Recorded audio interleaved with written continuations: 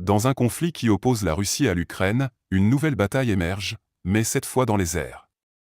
Les satellites de Starlink, le projet d'Internet par satellite d'Elon Musk, sont la cible de la Russie qui utilise des outils sophistiqués de guerre électronique pour perturber leur fonctionnement.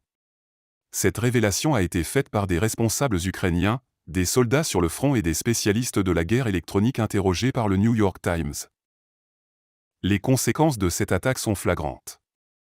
Les troupes ukrainiennes dépendent de Starlink pour coordonner leurs forces, collecter des informations et mener des attaques de drones contre les positions russes.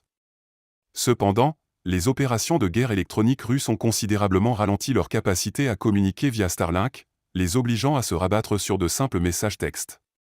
Cette situation met en évidence la vulnérabilité de l'Ukraine et sa dépendance à l'égard des services fournis par Starlink.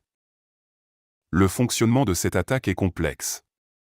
La Russie dispose d'une panoplie de systèmes de guerre électronique à courte, moyenne, longue et ultra-longue portée, qui lui permettent de perturber les capacités d'Internet de Starlink.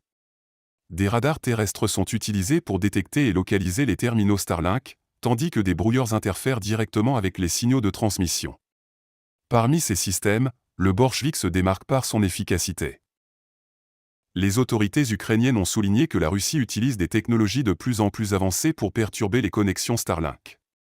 Elles ont également ajouté que les mécanismes employés par la Russie sont en constante évolution, ce qui rend la résolution de ces problèmes complexe pour Kiev. Néanmoins, des discussions constantes sont en cours avec Starlink pour tenter de trouver des solutions. Les experts de l'OTAN ne sont pas certains de la cause exacte de la perte de signal. Il pourrait s'agir d'une amélioration des équipements de brouillage russes ou de l'utilisation de nouvelles armes spéciales de guerre électronique montées sur des drones pour perturber les signaux GPS. Le New York Times n'exclut pas non plus l'impact de tempêtes solaires sur les pannes aléatoires.